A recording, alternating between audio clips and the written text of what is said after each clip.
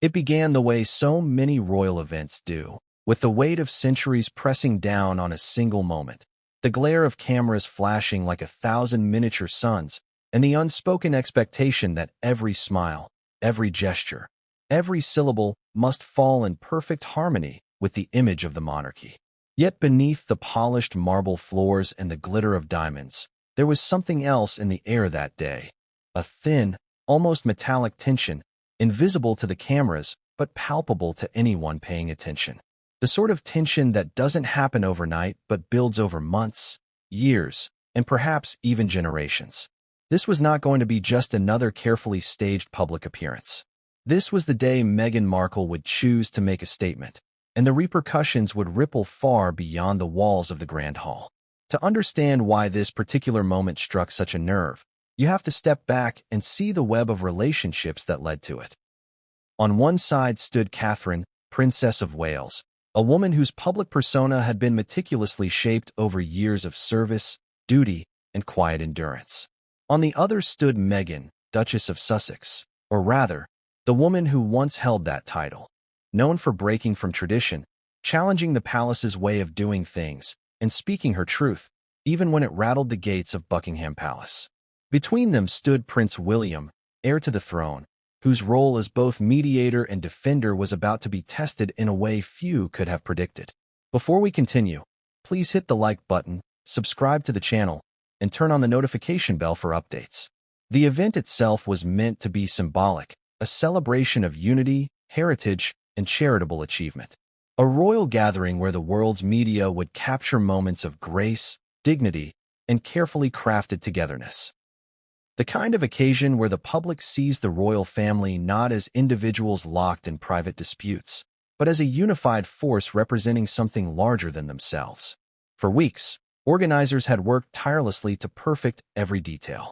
The seating arrangements had been calculated with mathematical precision to avoid awkward encounters. The speeches had been reviewed, edited, and approved by royal advisors.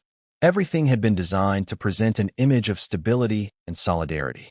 But there are moments when even the best-laid plans crumble under the weight of human emotion, and that day was one of them. From the moment Meghan entered the room, eyes turned. She had a way of drawing attention, not simply because of who she was, but because she carried herself with the energy of someone who believed the world owed her an audience. There was a subtle defiance in the way she walked. Chin slightly elevated, pace unhurried, gaze scanning the crowd as though she were looking for someone in particular. Catherine, seated near the front with William beside her, turned just slightly to acknowledge her arrival. There was no exaggerated smile, no overly warm greeting, but neither was there open hostility. To the cameras, it might have looked like two women who were merely keeping things polite. To those in the room who knew the history, it was a silent acknowledgement that neither had forgotten the past. The speech Meghan was scheduled to give was meant to focus on the event's charitable theme. But as she stood at the podium, the tone shifted almost immediately. The words that came out weren't the kind that usually find their way into carefully vetted royal speeches. There was a pointedness to them, a subtle, needling criticism woven into seemingly harmless remarks. She spoke of authenticity, of not pretending to be someone you're not, of how the public deserves to see the real people behind royal titles. And then came the remark that would hang in the air like smoke long after she left the stage. She referenced the dangers of perfect smiles hiding silent struggles, a line that many in the room instantly felt was aimed at Catherine. The crowd shifted uncomfortably, glancing between the two women. William's jaw tightened almost imperceptibly, his eyes fixed on Meghan as though weighing the intent behind her words. Catherine, for her part, maintained the same serene expression she had worn all afternoon, though those who know her well could see the faint tightening at the corners of her mouth. The moment was brief, just a few sentences in a long speech, but in the world of royal dynamics, it was seismic. Words, after all, are weapons in these circles, often more potent than any open act of aggression. When Meghan returned to her seat, the atmosphere was altered. The polite laughter that had followed earlier speakers was replaced with a low murmur, the sort of hushed speculation that inevitably follows a breach of royal etiquette. Cameras had caught every word, every flicker of expression, and journalists were already drafting headlines in their minds. This wasn't just an offhand comment. This was a public challenge, delivered in a setting designed to celebrate unity. What makes this incident so striking is not simply that Meghan spoke out of turn, but that she chose this moment, in this place, to do it. She knew the world was watching, and she knew her words would be dissected. Whether it was a calculated move or an impulsive one, the result was the same. A fissure that had long been hidden was suddenly visible for all to see. And yet, the real shock wasn't in Meghan's words. It was in how Catherine and William responded. Their reaction, or rather, the way they chose to carry themselves in the aftermath, would stun not just those in the room, but people around the world who thought they knew how the royal family operates. It's tempting to think of moments like these as isolated events, but in truth, they are the culmination of countless private interactions, long-held grievances, and unresolved tensions. What played out in that grand hall was the visible tip of an iceberg that had been forming for years. Long before Meghan took the podium that day, there had been whispers of discord, disagreements over royal duties, and differences in how each believed the monarchy should present itself to the modern world. Catherine's approach had always been one of measured restraint, a deep understanding that in the royal family, silence can be a form of power. Meghan's approach was different, vocal, unapologetic, and willing to risk controversy to make a point. This clash of styles had played out before, behind closed doors and in carefully controlled media narratives. But now it had erupted into the open, and there would be no taking it back. The question that hung in the air, unspoken but inescapable, was simple. How far would the consequences reach?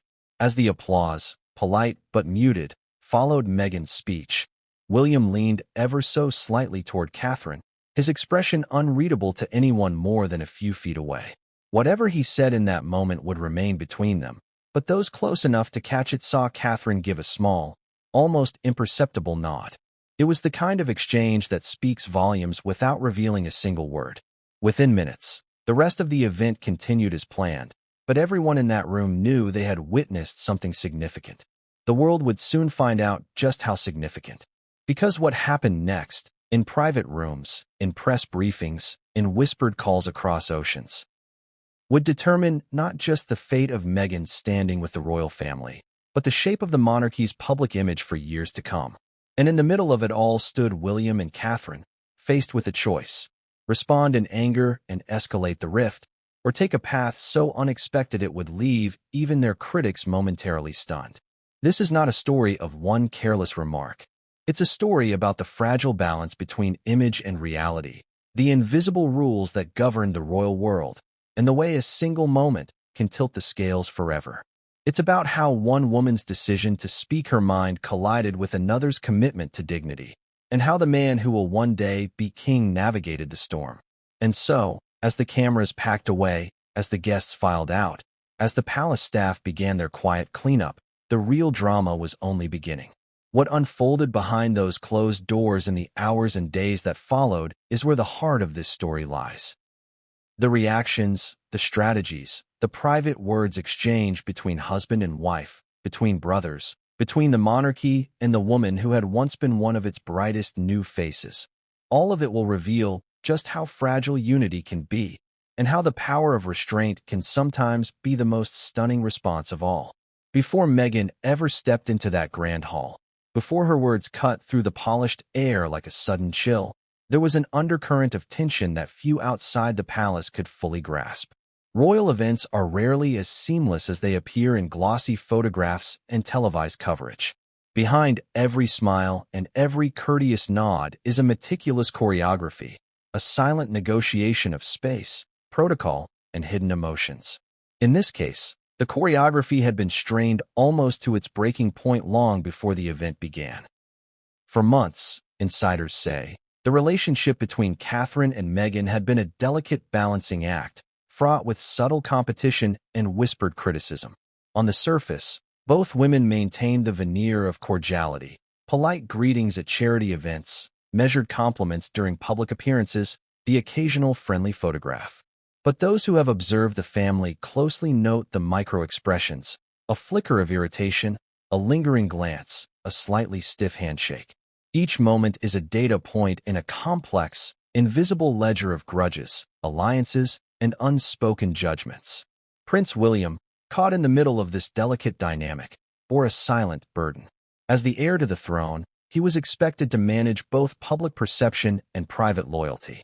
He had to ensure that the family's image remained untarnished while also navigating the personal feelings of his wife and the Duchess, who had once been welcomed into the fold with open arms.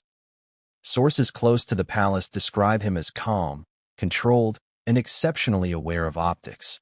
Yet even he was human, and the pressure of containing rising tensions was immense. The day of the event, the morning sunlight spilled through the palace windows, casting long, sharp shadows across the corridors where aides and staff moved with practiced efficiency. Meghan arrived first, her schedule often requiring her to be in position well ahead of time. She carried herself with the confidence of someone who knew the cameras would be watching, aware that every step, every smile, every tilt of her head would be scrutinized and replayed across global news networks. There was a sense among staff that she was already performing before the microphone was even in sight, a subtle warning that whatever followed would not be easily contained. Meanwhile, Catherine prepared with a different kind of focus. Her team had spent hours perfecting her appearance and refining the messaging she would convey during her interactions. Every detail was calculated to project warmth without overexposure, elegance without ostentation. But beyond the surface, there was a quiet wariness. Those close to her say she understood that Meghan's presence was not just another addition to the guest list. It was a potential spark, capable of igniting old tensions that many had hoped were long buried. The palace itself seemed to sense the brewing storm. Staff members moved briskly, eyes flicking from one end of the hall to the other, noting the arrival of photographers, the placement of microphones, the subtle shifts in guest seating. Nothing was left to chance.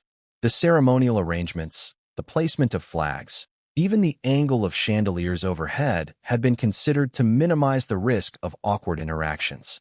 And yet, all the planning in the world could not account for human unpredictability. As the first guests began to take their seats, the atmosphere was a mixture of elegance and expectation. High-profile attendees whispered in hushed tones, noting the tension that seemed to hang over the room like a storm cloud waiting to burst. Journalists scribbled in notebooks, their instincts telling them that today's coverage would extend beyond standard ceremonial reporting. Even the veteran members of the royal staff could feel it, a subtle shift, the sense that something extraordinary was about to happen.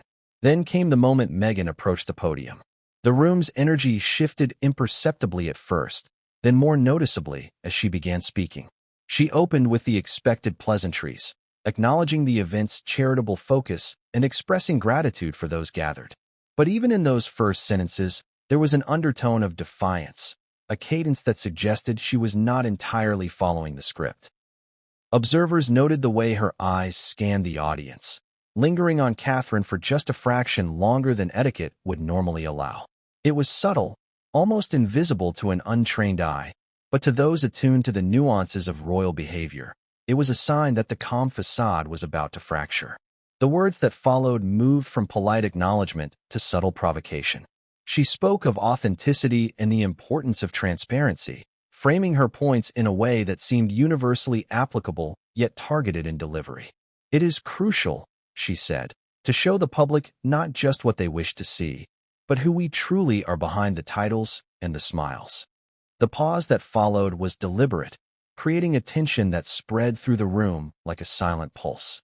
Catherine's composure remained intact, though her hand tightened slightly on the armrest. William's posture shifted ever so subtly, a silent signal that he was weighing the implications of each word.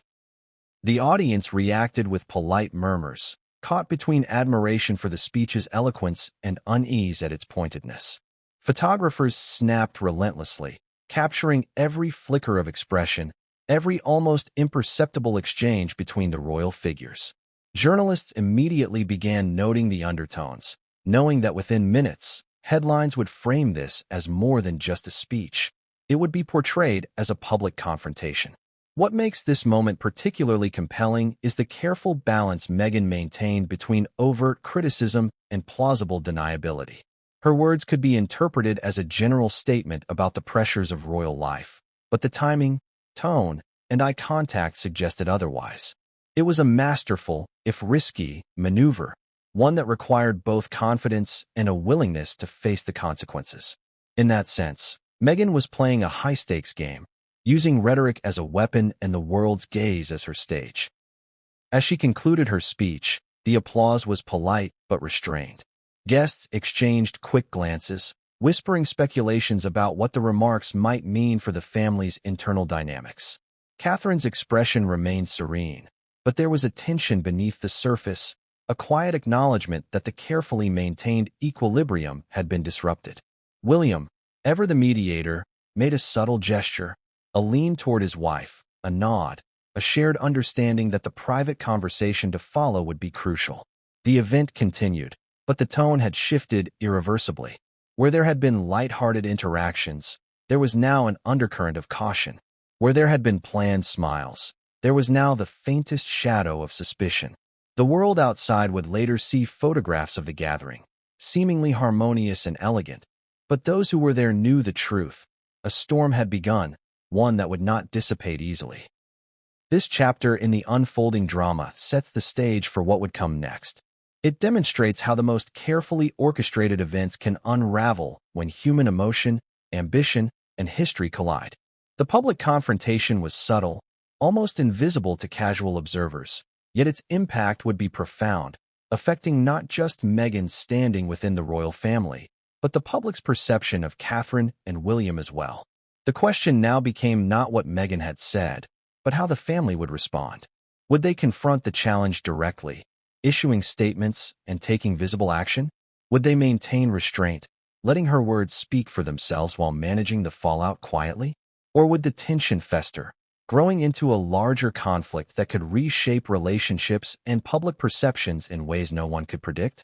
In the world of royals, where tradition, protocol, and public image are paramount, the consequences of a single speech can be far-reaching. What began as a polite acknowledgement of the event's purpose had evolved into a test of character, diplomacy, and restraint. And as Meghan returned to her seat, the subtle shifting of alliances, the careful weighing of words, and the unspoken strategizing had only just begun. The stage was set, the players in position, and the first cracks had appeared in the polished veneer of royal unity. What followed in the coming hours, days, and weeks would reveal not just personal reactions, but the underlying currents that define the monarchy itself. As Meghan returned to her seat, the room remained formally composed, yet beneath the poised exteriors, a storm of emotions was brewing. Observers note that even within the polished setting of the palace, moments of tension have a way of magnifying. The smallest gesture, a hand tightening on an armrest, a barely noticeable eye roll, a subtle shift in posture, becomes amplified, speaking volumes to those attuned to the nuances of royal behavior. Catherine, maintaining her outward grace, quietly observed Meghan, measuring each word, each movement, and already calculating the best way to respond. Prince William, seated beside his wife, faced a more complex dilemma. He had to navigate the dual roles of husband and heir apparent. As a husband, he felt a protective instinct toward Catherine, a subtle but powerful energy guiding his awareness of her feelings. As a royal, he was acutely aware that any misstep in public reaction could spiral into headlines with global consequences. Maintaining decorum was no longer optional. It was essential to prevent a minor provocation from escalating into a full-blown scandal. The immediate ripple effect of Meghan's words was swift. Staff members, who had witnessed countless events and had grown accustomed to subtle tensions, exchanged quiet glances. Some reached for discreet communications devices, alerting their superiors to the potentially sensitive situation. A royal event that should have celebrated charity and goodwill now hung in an uncertain balance. Photographers and journalists, ever vigilant for compelling moments, noted the subtle expressions, capturing what could be interpreted as discomfort, frustration, or restrained outrage. Within minutes, social media began to react. The speech, carefully recorded and instantly uploaded, spread rapidly across platforms. Analysts and commentators dissected every word, suggesting potential implications and hidden meanings. Headlines speculated on a public rift between Meghan and Catherine, while pundits debated whether William's reaction indicated private concern or silent disapproval. The palace, typically a fortress of measured communications, suddenly faced an environment where every gesture, glance, and pause could be interpreted as evidence of. Catherine's allies within the palace reportedly began strategizing almost immediately. They discussed how to maintain her public composure while managing the private fallout. Advisors considered whether to issue a clarifying statement, allow the situation to settle organically, or take proactive steps to protect the Duchess's reputation. The balance was delicate. Too much attention could amplify Meghan's provocation, while too little could be perceived as passivity. Every option carried risks, each decision a calculated gamble in a high-stakes public theater. Meghan herself, according to insiders, remained composed yet internally aware of the tension she had created. Observers describe her as oscillating between subtle triumph and careful vigilance. She understood that her words had landed with impact, yet she also knew the fragile nature of royal optics. Publicly, she appeared confident, engaging with other guests, smiling as appropriate, and maintaining her poise. Privately, however, she would have been acutely conscious of the implications of her speech, aware that even small miscalculations could alter her standing within the family permanently. The reaction of the press was immediate and intense. Commentators framed the incident in dramatic terms. Meghan Markle breaks the silence. Tension explodes between royal sisters-in-law, and William's reaction sparks debate. Analysis often emphasized body language, vocal tone, and timing, highlighting the subtle cues that would normally be invisible to the casual observer. Television networks replayed the speech repeatedly, pausing on the moments where Meghan's gaze lingered, where Catherine's expression shifted, and where William's posture suggested both concern and restraint. Behind the scenes, private communications between the senior members of the royal household began in earnest. Advisors from both sides exchanged updates, assessed potential media narratives, and began drafting possible responses. Legal advisors and communication strategists were involved, evaluating the risk of public statements versus silence. The palace operates as a machine of protocol and image management, and the precision of these early actions can define the trajectory of public perception for weeks or months to come. Within this complex dynamic, the personal emotions of the key players cannot be underestimated. Catherine, known for her composed demeanor, reportedly experienced a mix of surprise and disappointment. Sources suggest that she felt publicly undermined, a subtle violation of trust that reverberated more deeply because it occurred in a forum meant to showcase unity and grace. William, balancing loyalty to his wife with a broader responsibility to the monarchy, reportedly felt frustration and a sense of inevitability. He understood the public and private consequences of Meghan's words and recognized that navigating the aftermath would require careful diplomacy. The audience outside the palace, too, was deeply affected. Social media commentary revealed polarized opinions. Some applauded Meghan for speaking candidly and challenging the perceived rigidity of royal norms, while others criticized her for publicly attacking Catherine, viewing it as inappropriate and calculated. Analysts noted that the incident intensified ongoing debates about Meghan's role within the royal family, her influence on public perception, and the broader narrative surrounding modern monarchy and media representation. By the afternoon, it became clear that the event had shifted from a standard public engagement into a defining moment of royal history. The quiet murmurs of staff, the subtle glances exchanged between Catherine and William, and the poised yet pointed delivery by Meghan created a narrative rich with tension and unspoken stakes. Those familiar with the inner workings of the monarchy recognized the significance. The seemingly minor provocations would likely catalyze discussions, decisions, and potentially actions that could alter relationships and public narratives permanently. As the immediate fallout continued, speculation emerged about how the royal family would respond in the coming days. Would Catherine take the high road and maintain her composure while relying on behind-the-scenes diplomacy? Would William intervene directly, attempting to mediate between the two duchesses? Would Meghan push further, testing boundaries and provoking additional public reactions? The answers to these questions remained uncertain, heightening the anticipation for what was to come. At this juncture, the stage was set not only for a series of private confrontations, but also for a cascade of public reactions. The event had transformed into a touchstone for debates about power, perception, and personal dynamics within one of the world's most scrutinized families.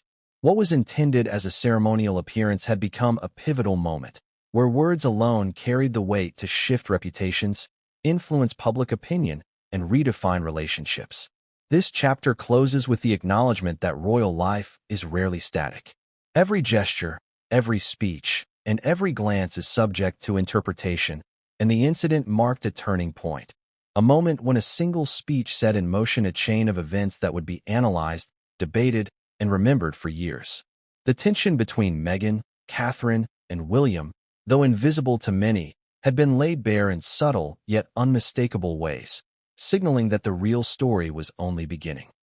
After the event concluded, the public-facing composure of the royals contrasted sharply with the intensity of private conversations that unfolded behind closed doors.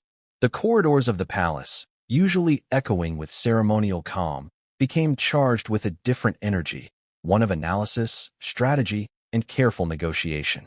Advisors from both sides convened quickly, assessing the potential ramifications of Meghan's words and the subtle yet unmistakable reactions they had elicited from Catherine and William. The palace operates on a network of immediate communications, with aides, press officers, and senior household officials exchanging observations almost in real time, and tonight was no exception. In private, Catherine reportedly retreated to a quiet sitting room, accompanied by a trusted confidant. Here, away from cameras and journalists, she allowed herself to process the shock of what had occurred. Those familiar with her described a mix of emotions: surprise, disappointment, and a calculated awareness of how public perception might be influenced by Meghan's remarks. Catherine is known for her ability to internalize emotional stimuli and translate them into composed, deliberate responses. She reportedly reflected on the event with a keen sense of strategic foresight, weighing each possible next step against potential consequences for her image, her family, and the monarchy itself. William, meanwhile, faced his own complex set of challenges. Balancing the protective instincts he held for his wife with his responsibilities as heir apparent, he had to maintain equilibrium while managing internal conflict. He reportedly spent hours in discussion with senior advisors, debating whether a direct confrontation with Meghan was necessary or if the situation could be managed subtly through private channels. These conversations extended into late hours, reflecting both the gravity of the incident and the meticulous nature of royal crisis management. Meghan's camp was equally active behind the scenes. Staff close to her described a mix of anticipation and caution. Meghan herself reportedly reviewed recordings of her speech, evaluating the reactions it had elicited and considering how future appearances might reinforce or mitigate the tension. Her advisors discussed strategies to maintain narrative control, ensuring that her public image remained confident, articulate, and deliberately provocative without crossing the line into outright controversy. Meghan's awareness of media dynamics and public scrutiny played a central role in shaping every decision made in these private meetings. Security and protocol teams were also engaged, analyzing interactions during the event to determine any areas of concern or vulnerability. While the incident was verbal and social in nature, the subtle cues it produced, tense body language, lingering gazes, and private exchanges between key figures, were meticulously catalogued. In the royal context, even minor missteps can be amplified through media coverage and public perception, making the analysis of these seemingly small details essential for long-term reputation management. The private discussions extended to legal advisors as well. With the potential for media misinterpretation high, legal teams were consulted to ensure that any public statements, clarifications, or responses would not inadvertently escalate the situation. The careful coordination between communications and legal counsel exemplifies how the royal household manages complex interpersonal dynamics under intense scrutiny. Every word, gesture, and decision is considered within the broader context of law, tradition, and public expectation. Family dynamics, too, played a pivotal role in these closed-door discussions. William reportedly reached out to other senior family members for perspective, seeking counsel on both the emotional and strategic dimensions of the incident. Catherine's inner circle provided updates and insights, helping William understand her perspective while also advising on potential public responses. Meghan's family, though not physically present, was involved indirectly, with advisors communicating their perspectives and offering guidance on narrative positioning. The interplay of familial loyalty, strategic communication, and emotional management created a complex web that required delicate navigation. The aftermath of the speech also prompted reflection on broader issues within the royal family. Analysts note that such incidents often serve as flashpoints, revealing underlying tensions, personality clashes, and differing philosophies about public engagement. In this case, the event highlighted contrasting approaches to visibility, influence, and the balance between personal expression and institutional expectation. While the public witnessed a momentary clash of words, the private response illuminated the deeper currents of rivalry, loyalty, and strategic positioning. For Catherine, the priority was maintaining dignity while protecting her reputation. Sources suggest she focused on internal consolidation, ensuring her allies were aligned and ready to support her through any ensuing public scrutiny. For William, the concern was multi-layered. He needed to safeguard his wife's emotional well-being, manage family unity, and ensure that the monarchy's public image remained intact. Meghan, aware of her ability to shape narrative perception, was reportedly contemplating the next steps, balancing audacity with careful calculation to retain public and media attention without overstepping boundaries. The tension within these private settings was palpable but controlled. Staff members described the atmosphere as one of quiet urgency. Conversations were measured, movements deliberate, and decisions weighed carefully against both immediate and long-term outcomes. The palace, as an institution, operates as a highly disciplined entity. Yet in moments like this, human emotion inevitably intersects with protocol, producing a delicate, almost cinematic tension that only insiders fully comprehend. Experts in royal affairs emphasize that incidents of this nature rarely resolve immediately. The private discussions, strategic planning, and careful observation that follow can set in motion weeks or months of subtle maneuvers. These are designed not only to manage immediate perception, but also to influence future events, engagements, and media narratives. In this sense, the private fallout of Meghan's speech became as significant as the public spectacle, shaping the dynamics and alliances that would define the next phase of interactions within the royal family. This chapter closes with an understanding that behind the polished appearances of public life lies a complex network of human emotion, strategic thinking, and meticulous management. The aftermath of Meghan's words, unseen by the public eye, unfolded in private chambers filled with tension, reflection, and calculated planning.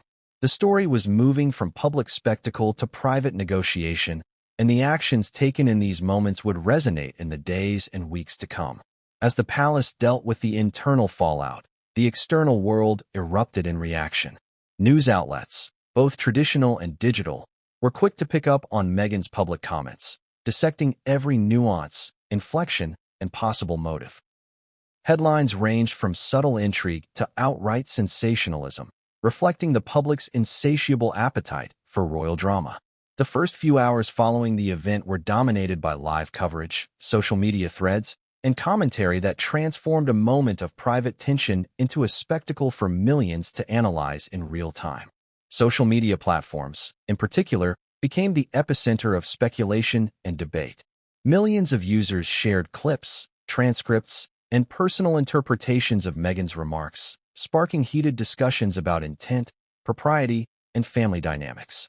Some interpreted her words as a calculated critique aimed at undermining Catherine's reputation, while others framed it as an expression of frustration or pent-up emotion within the constrained environment of royal life. Memes and commentary quickly circulated, turning the incident into both a serious discussion and a viral cultural phenomenon simultaneously. Journalists specializing in royal coverage weighed in with in-depth analysis, often comparing the incident to previous moments of tension within the monarchy. Historical context was frequently invoked, with commentators pointing out parallels between Meghan's remarks and past conflicts involving members of the royal family, both domestic and international.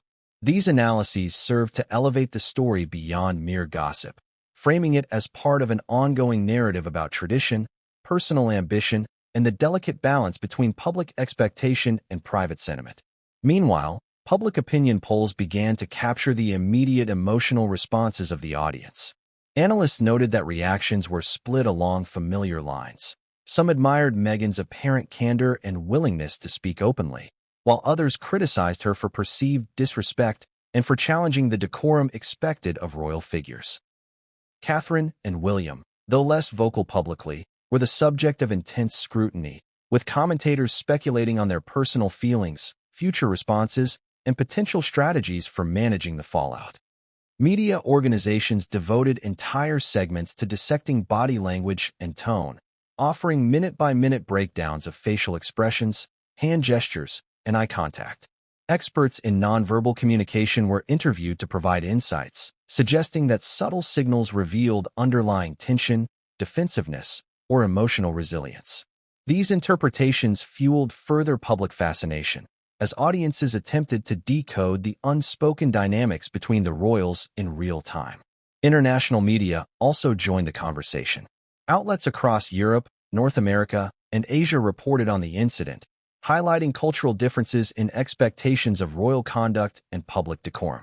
This global attention amplified the pressure on the palace to respond judiciously, as actions taken or statements released would be scrutinized on a scale far beyond the United Kingdom.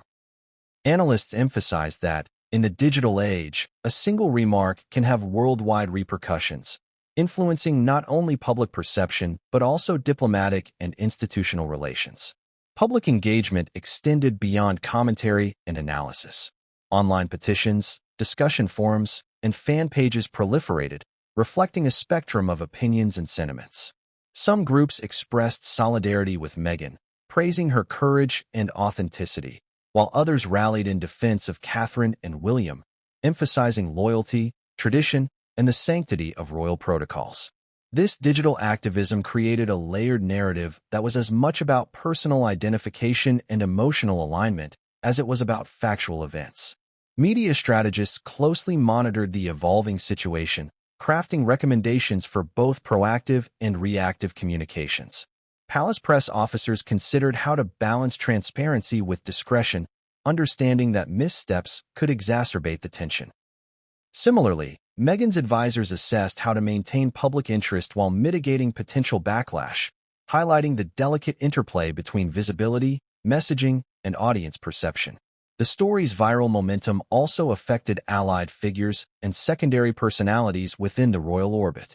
Extended family members, friends, and acquaintances were often called upon for interviews or public commentary, sometimes willingly and sometimes reluctantly.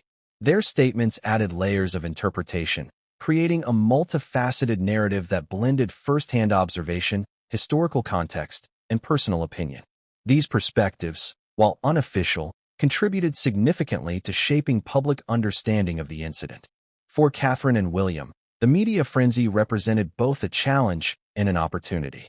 Maintaining composure in the face of intense scrutiny allowed them to project stability, authority, and grace. At the same time, they needed to navigate carefully to avoid amplifying Meghan's remarks or inadvertently fueling further speculation. Sources indicate that private discussions focused on measured public responses, strategic scheduling of appearances, and deliberate reinforcement of their personal and professional narratives.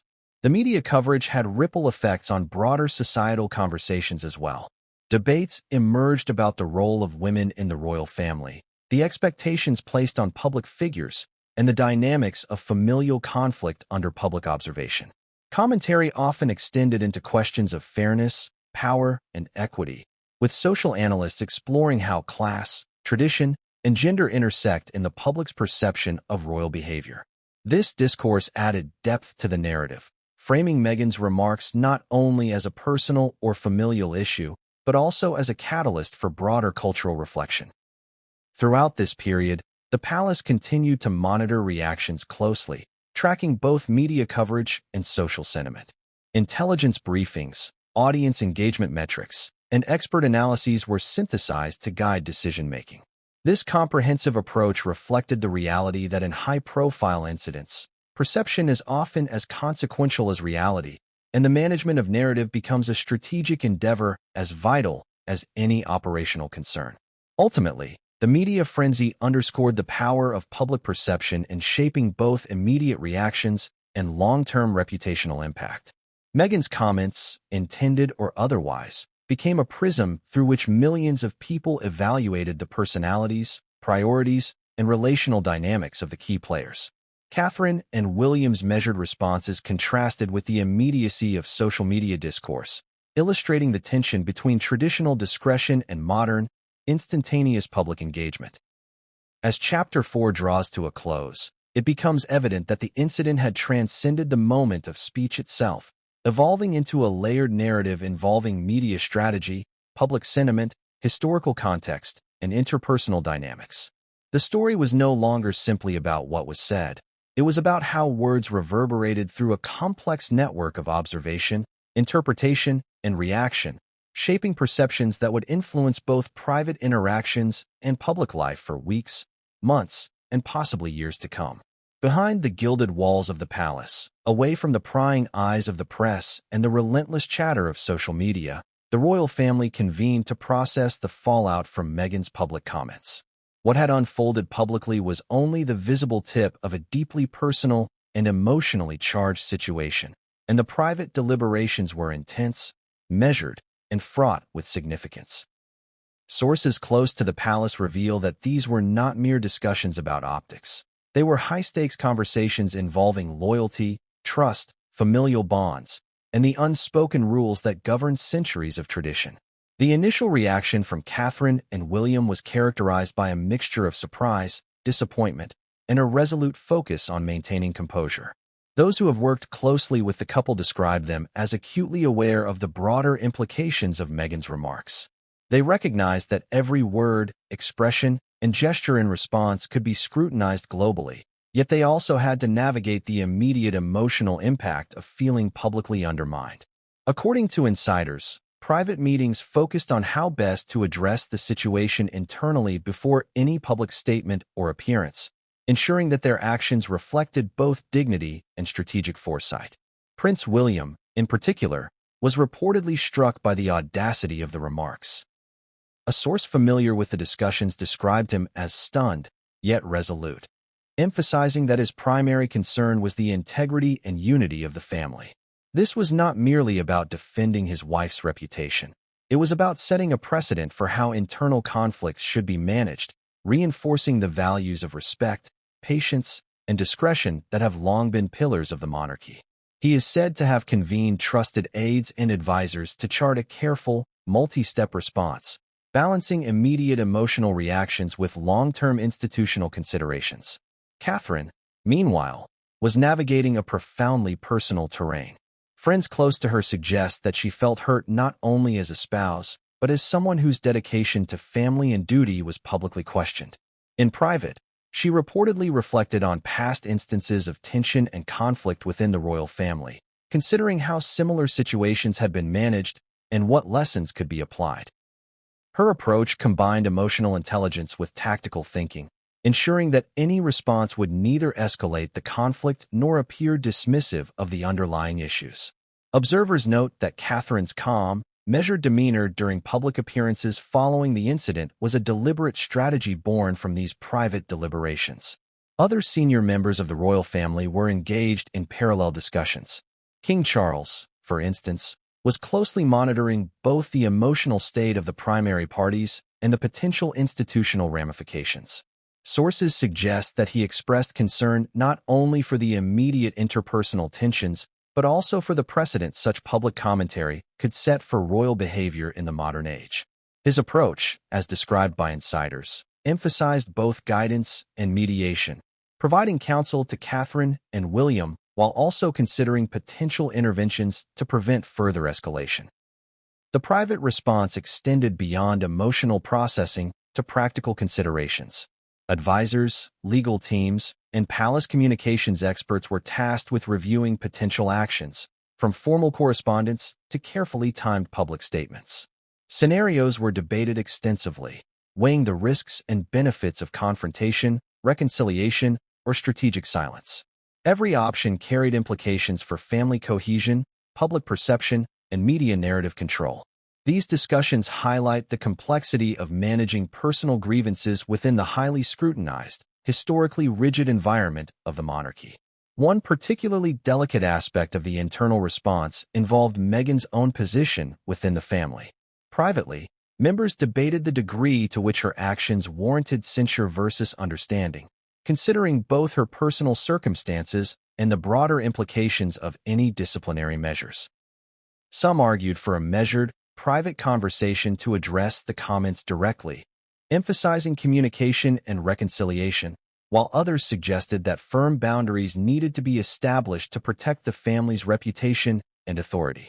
The tension between empathy and institutional integrity underscored much of these deliberations. Emotional support systems within the palace also played a role. Those closest to Catherine and William, including trusted aides and confidants, offered guidance, perspective, and reassurance. These relationships were instrumental in helping the couple navigate the immediate emotional turbulence while maintaining clarity of purpose and strategic foresight. In interviews, former palace staff have described these internal networks as critical for preserving both mental well-being and professional performance under pressure. The private response was further complicated by the need to anticipate public reaction. Every internal decision was made with an awareness that information would eventually leak, be interpreted, or be reported by external sources.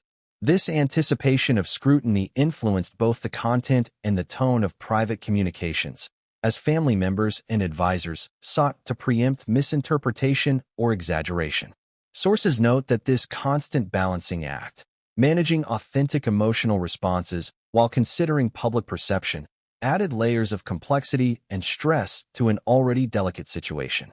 At the heart of the private response was a shared objective: to maintain family unity while upholding the dignity and tradition of the monarchy. Emotional honesty, strategic restraint, and disciplined communication were emphasized repeatedly in discussions. The palace's internal deliberations reflected a nuanced understanding that public perception and private reality are deeply intertwined in the modern media landscape, and that every decision would carry both immediate and long-term consequences. As the days progressed, the private response evolved from immediate emotional management to longer-term planning.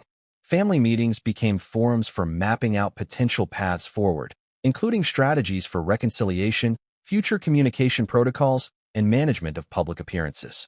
These sessions were reportedly conducted with a high degree of confidentiality, reflecting the sensitive nature of the discussions and the high stakes involved. The goal was not only to address the specific incident, but to establish a framework for handling similar situations in the future, reinforcing both emotional resilience and institutional stability.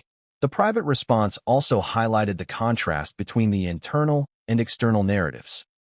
While media coverage focused on conflict, sensationalism, and conjecture, the palace's internal approach emphasized deliberation, empathy, and strategic foresight. This divergence underscored the unique pressures faced by the royal family, balancing the human experience of emotional conflict with the responsibilities and visibility inherent to their public roles. By the conclusion of this phase, it became clear that the palace's private response had laid the groundwork for subsequent actions. The measured, thoughtful deliberations of Catherine, William, and senior advisors would shape public messaging, media interactions, and the broader narrative surrounding the incident. The emphasis on composure, strategic thinking, and family unity reflected a long-standing understanding of the intricate interplay between personal relationships and public duties within the monarchy. In this chapter, the audience gains insight into the meticulous and deeply human processes behind the royal family's management of internal conflict. It demonstrates that beneath the polished public appearances, there exists a complex network of emotions, strategic deliberation, and interpersonal negotiation, revealing the profound challenges of navigating personal relationships under the constant gaze of the world. Almost immediately after Meghan's remarks became public, the media landscape erupted into a frenzy that would dominate headlines, social feeds, and television broadcasts for days. From tabloids to global news outlets, every angle was explored, dissected, and debated, often with sensationalist flair. Journalists and commentators scrambled to contextualize the insult, speculating endlessly on its motivations, implications, and potential fallout.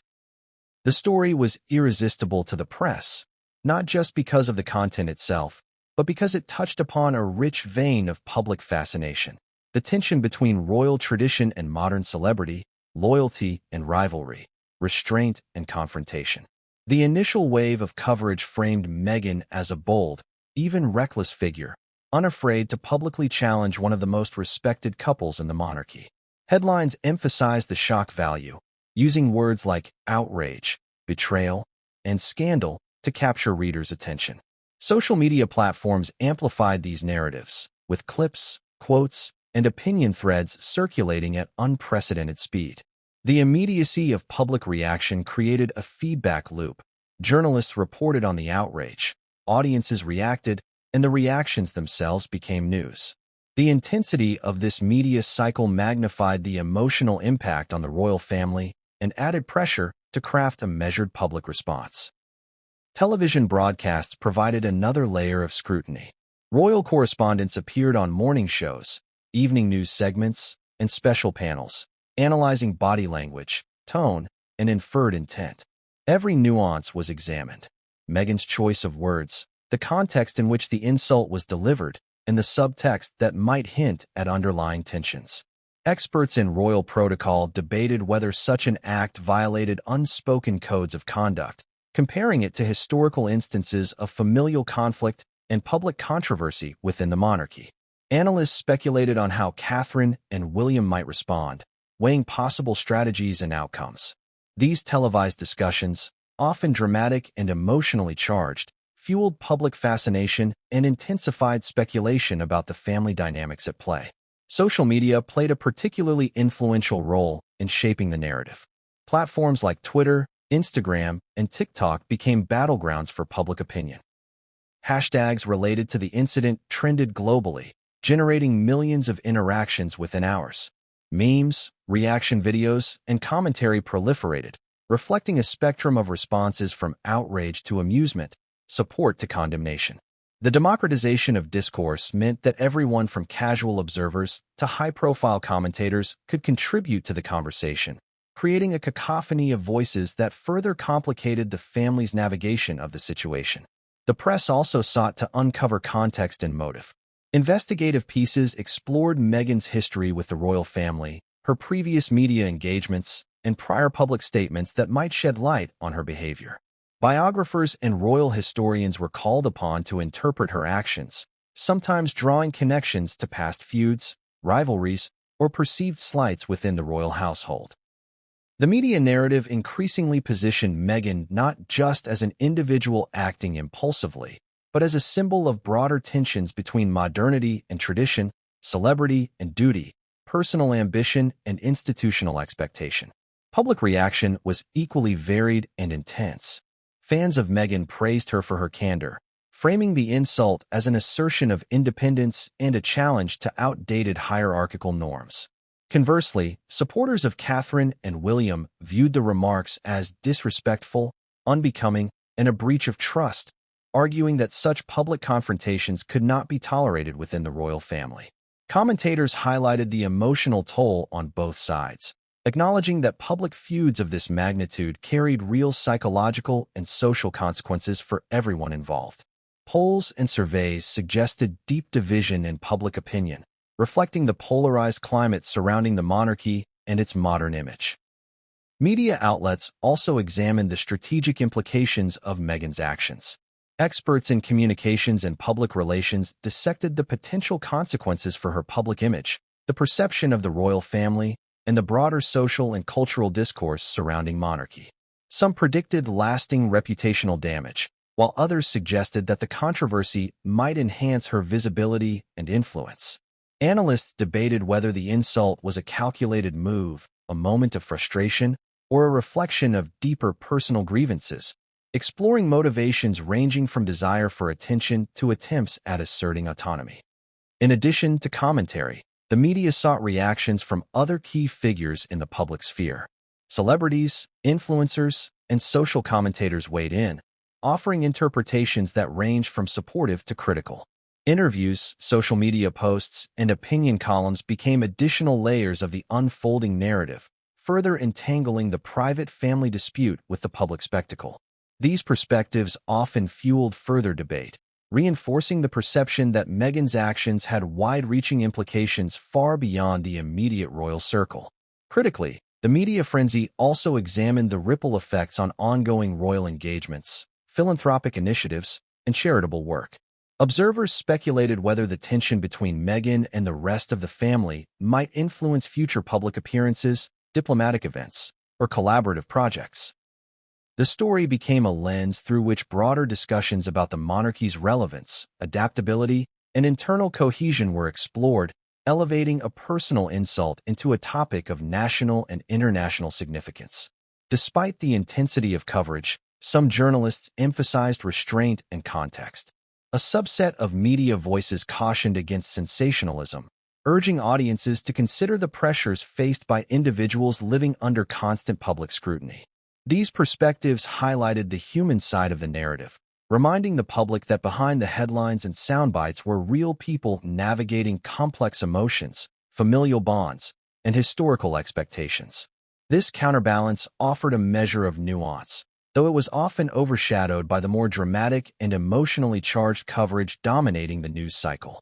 As the media frenzy continued, palace communications teams worked tirelessly to manage the flow of information. Official statements were carefully drafted, timing of appearances was strategically considered, and potential leaks were monitored. Every action was calculated to mitigate damage, maintain composure, and protect the integrity of the institution. These efforts were complicated by the speed and virality of modern media, which left little room for delay, reflection, or misstep. The palace's communication strategy became a central element in the unfolding drama, illustrating the intersection of personal conflict, public perception, and institutional management. Ultimately, the media frenzy served to amplify the emotional stakes of the conflict. What began as a personal insult had evolved into a global narrative, scrutinized by millions and dissected from every conceivable angle. It exposed the fragility of public image, the intensity of familial emotion under scrutiny, and the intricate balancing act required to navigate personal and institutional priorities simultaneously. For Catherine, William, and the rest of the royal family, the media frenzy was both a reflection of public interest and a crucible through which their strategic, emotional, and relational resilience would be tested. While the world's eyes were fixed on headlines, social media commentary, and expert panels, behind the closed doors of the palace, Catherine faced a very different, intensely personal struggle. The insult delivered by Meghan Markle was not just a public slight. It cut deep into the heart of someone who had dedicated herself to her family, her public role, and her own personal principles. Catherine, known for her composure and grace under pressure, now had to confront the raw mixture of hurt, disbelief, and frustration that came with such a direct affront. For Catherine, the insult was layered. On the surface, it was a verbal attack that could have been dismissed as careless or attention-seeking, yet it carried subtle implications that resonated on a much deeper level. It questioned her competence, her intentions, and her integrity, three pillars she had painstakingly built over years of public service, charitable work, and private effort. Every public appearance, every carefully curated speech, and every personal sacrifice she had made seemed momentarily overshadowed by Meghan's words. The emotional weight was amplified by the fact that it was not just a casual observer making the remark, but someone intimately connected to the family, someone whose actions carried direct consequences within the familial and institutional dynamics of the monarchy. In private, Catherine grappled with how to process this attack while maintaining her public persona. Her inner circle reported that she oscillated between intense anger and a measured calm, often retreating into moments of solitude to reflect and regain composure. Family aides described her as taking long walks through the palace gardens, using these moments to think through her next steps carefully. Each breath, each moment of silence, was a strategic pause, an opportunity to assess not only her emotional response, but also the potential impact on the family, the monarchy, and her own reputation. These were not merely emotional reflections. They were a form of mental preparation, a way to channel personal pain into strategic, intentional action. Catherine's struggle was compounded by the public nature of Meghan's insult. Unlike conflicts that could be contained behind closed doors, this incident was magnified for the world to see.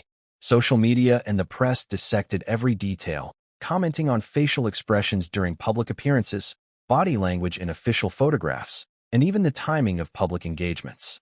Catherine understood that any visible reaction, anger, sadness, or even stoic composure, would be interpreted, analyzed, and potentially weaponized in the court of public opinion.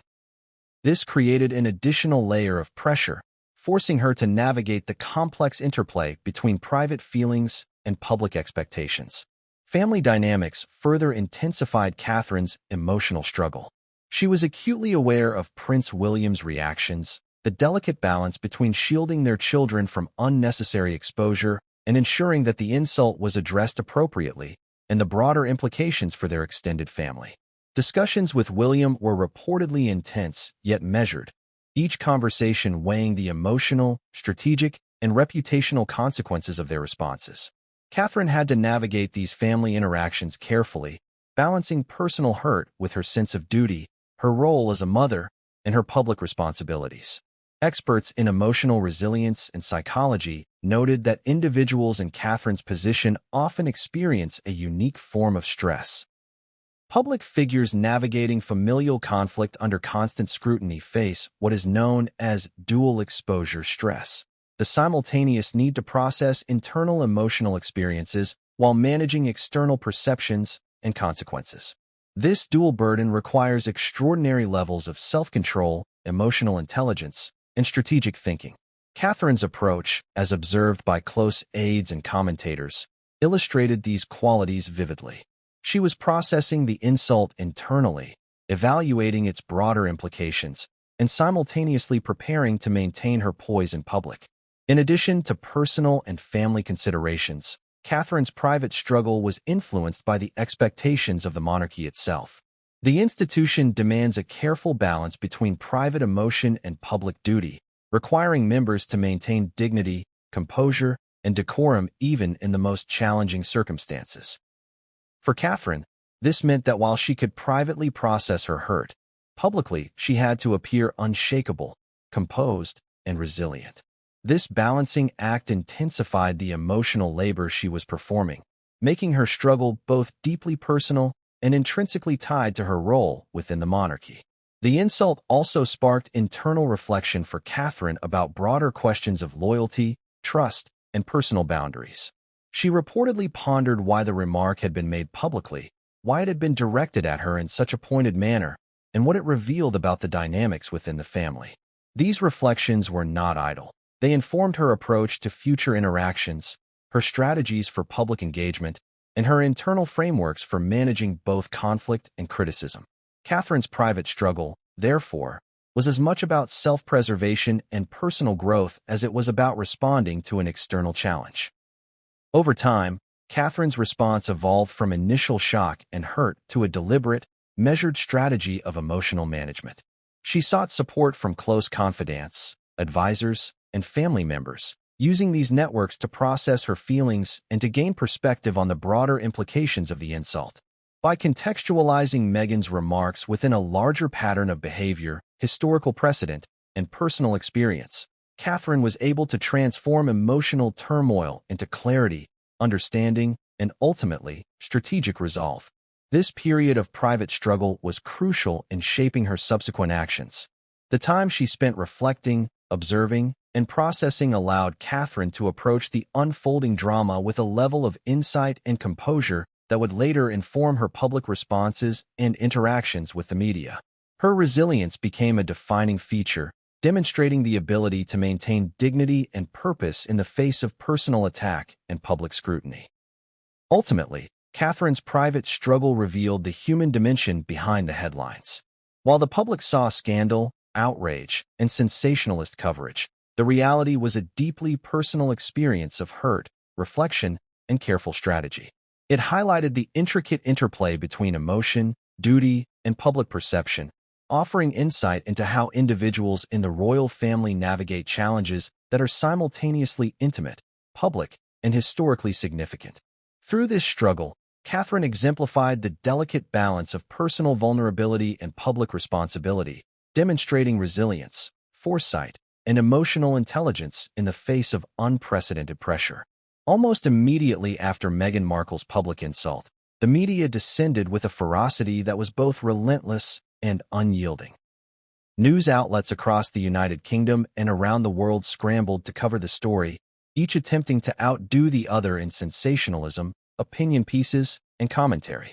Social media erupted as millions of users weighed in, sharing their outrage, support, or curiosity, amplifying the controversy into a worldwide conversation that showed no signs of slowing down. The timing of Meghan's remarks added fuel to the fire. They coincided with a particularly busy period for the royal family, during which Catherine and Prince William were managing multiple public engagements, charity events, and family obligations. For journalists and tabloids, this moment was perfect. It offered a dramatic narrative of conflict, tension, and emotional intrigue, all centered on individuals whose lives were already under intense scrutiny. The story quickly escalated beyond a simple personal disagreement, transforming into a media spectacle that captivated audiences across continents. Media coverage focused on every angle imaginable. Some outlets framed Meghan as audacious and confrontational, emphasizing her willingness to speak without restraint. Others presented the insult as a shocking breach of royal etiquette, questioning the consequences for both her and Prince Harry. Analysts dissected the language used, the tone, the timing, and even the choice of venue for the remark, suggesting that it was not a spontaneous outburst but a calculated move with strategic implications. Television pundits debated endlessly about the motivations behind the insult, speculating on everything from personal resentment to attempts at public domination within the royal narrative. Public reaction mirrored the intensity of media coverage. Social media platforms exploded with commentary, hashtags, and viral posts, turning the incident into a trending topic for days. Supporters of Catherine and Prince William voiced their indignation, praising their restraint and composure in the face of such a public slight. Meanwhile, fans of Meghan defended her actions, arguing that she was merely expressing frustration, asserting herself, or standing up for personal convictions. Polls and opinion pieces attempted to quantify public sentiment, with varying results, but all indicated that the story had touched a nerve in the collective consciousness. People debated in homes, offices, and online communities, reflecting a global fascination with the inner workings of the royal family. The media storm also had tangible consequences for public perception. Catherine's image as a composed, empathetic, and diligent member of the royal family was amplified, with many commentators praising her measured response and apparent grace under pressure. Her ability to maintain dignity while navigating personal hurt under the glare of public scrutiny became a defining narrative thread. Meghan, by contrast, was framed as controversial, outspoken, and at times unpredictable, a narrative that would persist in coverage for weeks to come. Every interview, appearance, and statement she made was examined for consistency, intention, and potential provocation, further intensifying public interest and scrutiny. Expert commentary began to emerge, analyzing both the psychological and sociological aspects of the incident. Public relations specialists emphasized the delicate balancing act required when managing personal attacks under public scrutiny, highlighting how the royal family's carefully curated image could be jeopardized by seemingly spontaneous comments. Psychologists weighed in on the emotional impact of public insults, discussing the stress, anxiety, and relational tension that such incidents can generate. These insights provided context for audiences, offering a deeper understanding of the pressures faced by those in the royal spotlight and the complexities of navigating both personal emotion and public expectation. The ripple effects extended into the world of fashion, charity work, and public engagements. Outfits Catherine wore to subsequent appearances were scrutinized for hidden messages of strength, elegance, or defiance. Her speeches were analyzed for subtle references, cues, or strategies intended to reinforce resilience and grace. Every decision, from wardrobe choice to tone of voice, was interpreted as part of a broader narrative, demonstrating the level of attention and analysis the media and public invested in this incident. Meanwhile, Meghan's public persona underwent a transformation in the eyes of some observers. Outspoken and assertive, she became emblematic of a larger conversation about modernity, independence, and challenging traditional hierarchies. Her remark to Catherine was not merely a personal attack, but a symbol of confrontation, risk-taking, and the assertion of agency in a highly controlled and ceremonial environment. For supporters, this reinforced her image as bold and unafraid. For critics, it was evidence of recklessness and disrespect for established norms. The media storm also affected Prince Harry, who found himself in a difficult position as both a husband and a family member. Analysts speculated about his reactions, questioning whether he privately intervened, offered guidance, or condoned the public insult. Every public appearance he made during this period was scrutinized, with commentators searching for signs of alignment, defensiveness, or estrangement. This added another layer of complexity to the unfolding drama, as Harry navigated personal loyalty, marital support, and familial ties, all under the unforgiving gaze of the global media. The public backlash and media scrutiny created a feedback loop that was nearly impossible to escape. Every new report, comment, or rumor was amplified across multiple channels, creating waves that reverberated both online and offline. Conversations at social gatherings, corporate offices, and community events inevitably turned to the topic, illustrating the pervasive reach of this controversy. The incident became a case study in how modern media, social commentary, and public fascination intersect to magnify personal conflicts into global phenomena. In the midst of this storm, Catherine's resilience became a central narrative.